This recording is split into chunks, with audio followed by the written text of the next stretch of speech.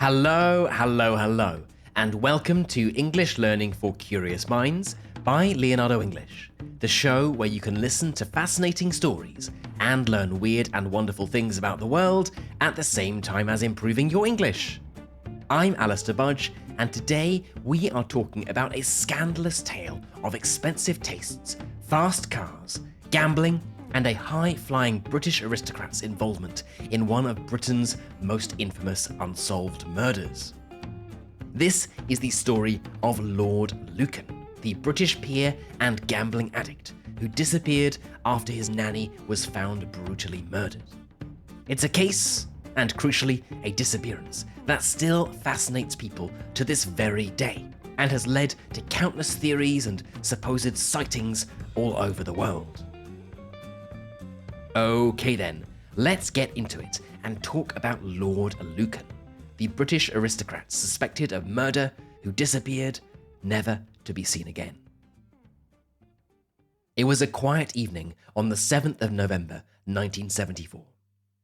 London's Belgravia neighbourhood, one of the city's most exclusive, was calm and quiet, the rows of whitewashed terrace houses lit up by lights of activity.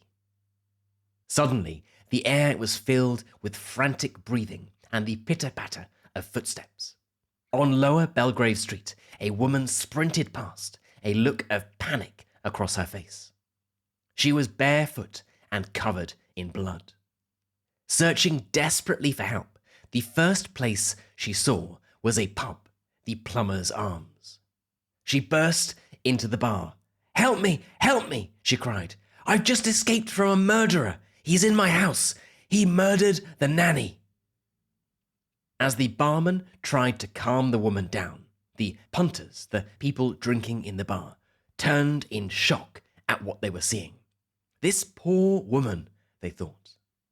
But little did they know that they had just witnessed the first step, the first clue, in one of the most infamous unsolved murder cases in British history.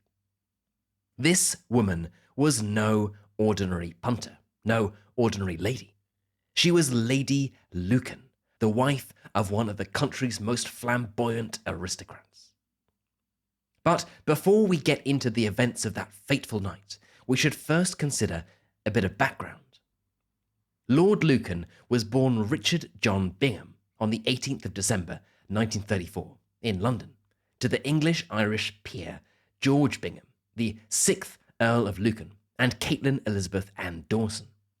A peer, by the way, is someone in Britain with an official title, such as Duke, Marquess, Earl, Viscount, or Baron.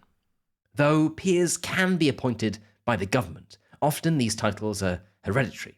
They are passed down from father to son, passed down through the family. They are essentially status symbols among the British aristocracy. And this young Lord Lucan, although he wasn't actually a lord or a Lucan until his father died, this young man enjoyed a very privileged childhood. For the ease of the story, by the way, I will refer to him as Lord Lucan, or simply Lucan, throughout this episode, so as to avoid using two names to describe the same one man.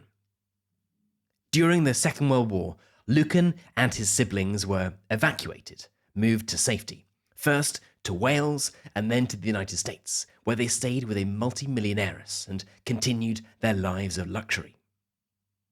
When they eventually returned to England, however, the young Lord Lucan had a bit of a shock at the state of post-war England and bomb-ridden London. But for a young man like Lucan, he lived in a completely different world. He went to school at the prestigious Eton College, where he mingled with other society high flyers and developed a taste for, an interest in, a vice that would remain with him for the rest of his life: gambling. As a young man, he was known to be charming, tall, and handsome, with a rather impressive moustache. What's more, he was very, very wealthy. He lived a life of total luxury and enjoyed the finer things in life, we might say. Fast cars, speedboats, the best wines and Russian vodkas, which were still pretty exotic at the time. Or, as the New York Times put it, Lucan was, and I'm quoting directly, a dashing British aristocrat, known for his prowess at backgammon and bridge, and his fondness for vodka martinis, powerboats, and Aston Martin cars. In fact, Lucan was such a slick character that it's believed he almost played the role of James Bond. He looked a bit like James Bond, and it certainly didn't hurt that he was also a close friend of Ian Fleming, the author of the books. He was also in the army briefly, serving in West Germany, where he began playing poker and further developed the unhealthy gambling habit he had picked up at Eton. Perhaps, unsurprisingly, given his love for gambling, he would then begin a career in banking in 1954 when he was 20 years old.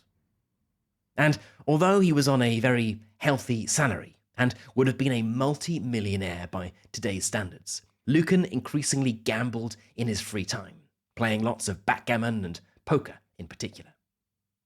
But he had a bit of a sudden career change in 1960 after a huge win playing baccarat, a type of card game. Lucan reportedly won £26,000 in just 2 days. And though that might not sound like an astronomical amount, especially to someone who already came from such privilege, it's worth almost €1 million in today's money. Certainly not bad for 2 days of work, and it was enough for Lord Lucan to quit his job in the bank and focus on his passion, or perhaps his addiction, gambling.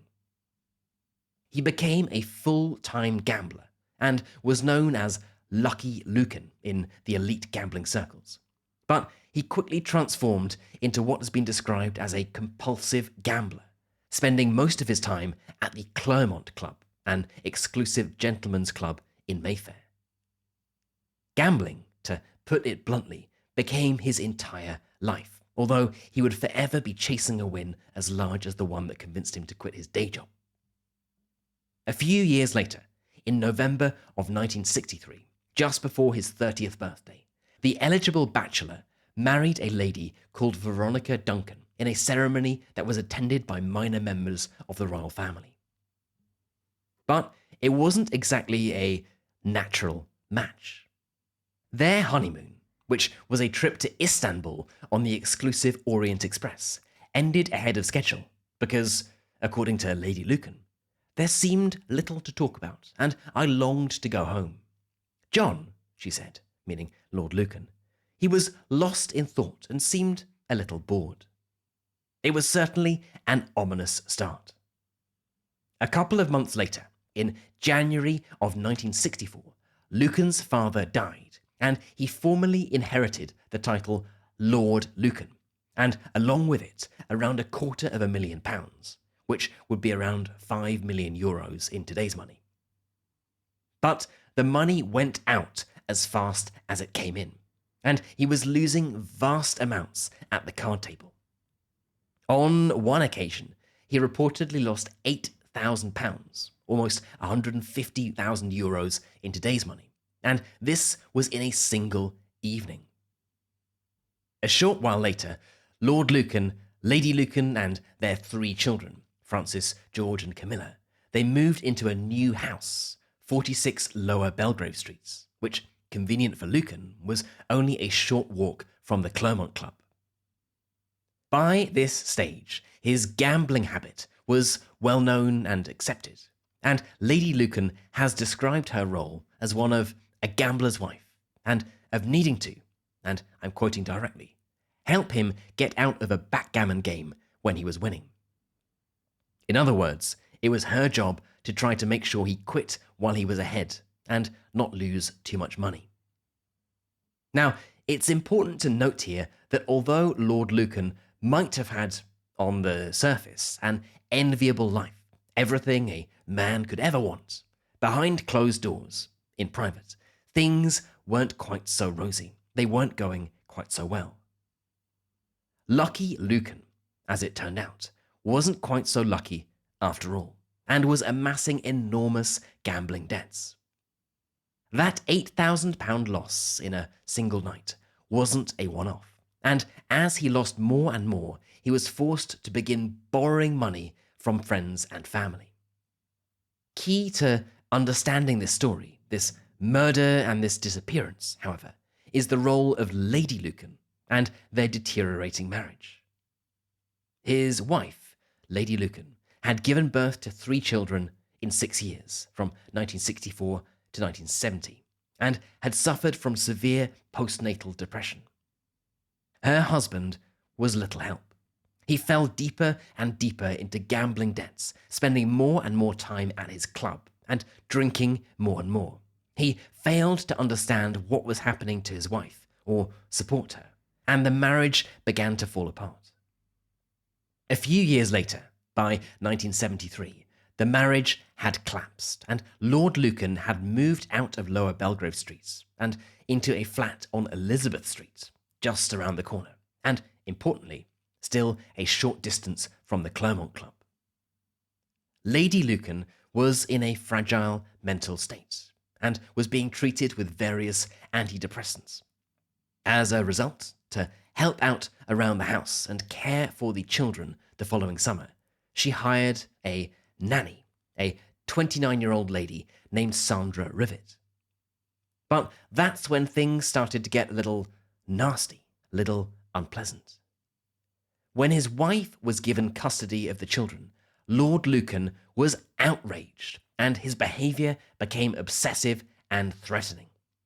He hired private detectives to spy on his soon-to-be ex-wife, hoping that they'd uncover some damaging evidence about her mental instability so that he could win back custody of his children.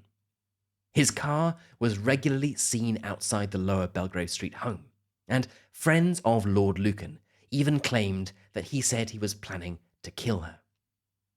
And he thought he would get away with it because of who he was and his social status.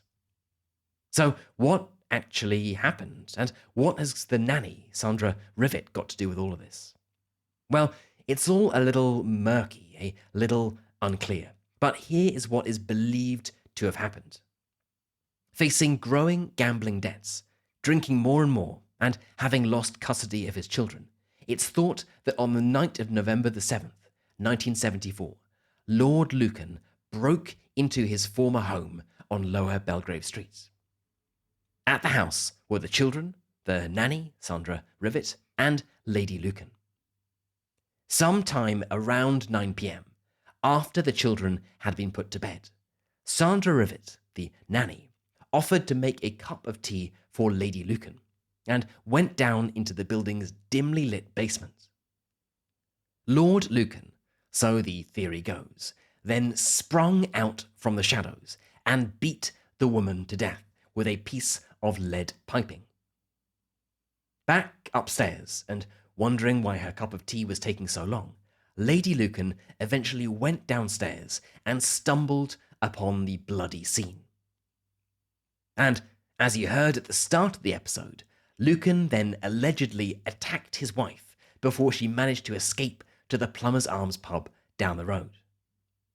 It's generally accepted, believed, that Lucan had been expecting his estranged wife to come downstairs, not the nanny, and that she had been the intended victim.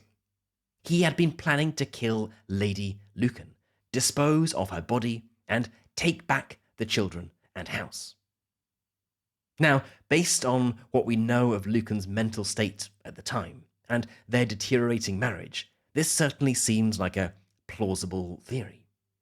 So, what happened? What did Lord Lucan have to say about this? Did he deny it? What was his defense?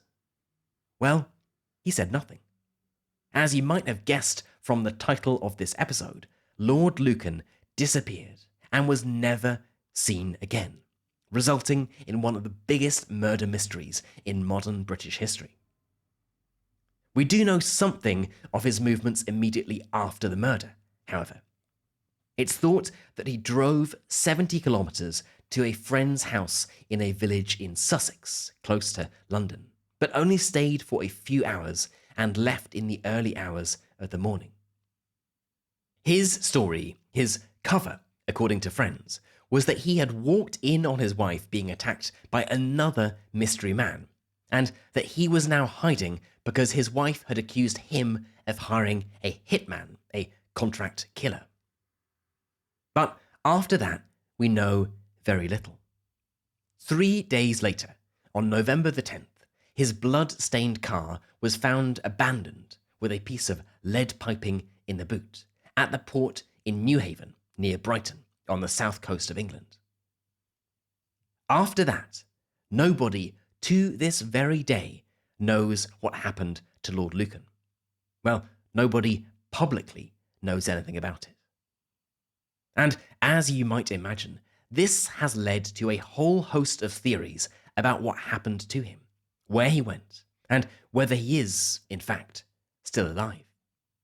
In fact, over the years, there have been countless, as many as 70, according to some sources, supposed sightings of Lucan around the world, in places as far-flung as Australia, India, France, and Mozambique. Although in 1999 he was declared legally dead, and a death certificate was officially issued in 2016, his body has never been found, so nobody can say for sure whether he's dead or alive.